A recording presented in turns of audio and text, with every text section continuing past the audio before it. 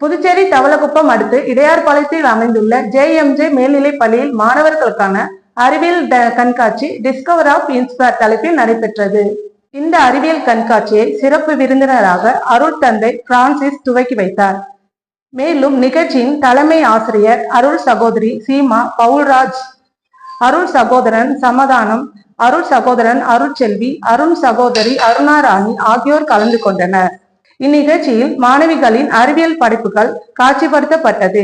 இதில் சுற்றுச்சூழலின் பாதுகாப்பு, வன பாதுகாப்பு, இயற்கை விவசாயம், பிளாஸ்டிக் கழிவுகளின் மறுசுழற்சி போன்றவற்றை காட்சிப்படுத்தப்பட்டது.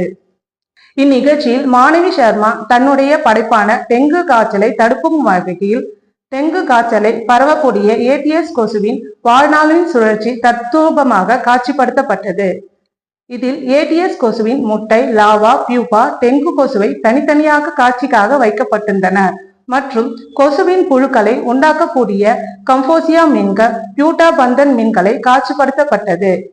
மேலும் வீட்டை சுற்றி தேவையில்லாத பொருட்கள், உடைந்த பிளாஸ்டிக் பொருட்கள், திறந்த மேல்நிலை தொட்டிகள், கீழ்நிலை தொட்டிகள், தேங்காய் குடுவை, டயர், ஆட்டுரல், திறந்த நிலையில் உள்ள கிணறுகள் போன்றவற்றை அதை எவ்வாறு சரி செய்வது என்பது பற்றிய, டெங்கு வராமல் பாதுகாப்பது, கொசு வலையில் உறங்குவது, கிணற்றின் வலையினை மூடுவது, மேல்நிலையில் மற்றும் கீழ்நிலை தேக்க தொட்டிகளை சரியாக மூடி வைத்தல் போன்றவற்றை விழிப்புணர்வு பொருட்கள் காட்சியின் மூலம் அனைவரையும் வெகுவாக கவர்ந்த வண்ணம் சிறப்பாக இருந்தது.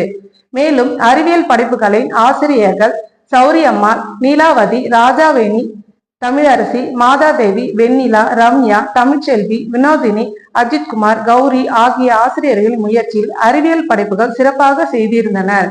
இந்த அறிவியல் படைப்புகளை பெற்றோர்கள், மாணவர்கள், பொதுமக்கள்கள் என ஏராளமானோர் கலந்து கொண்டு பார்வையிட்டு சென்றனர்.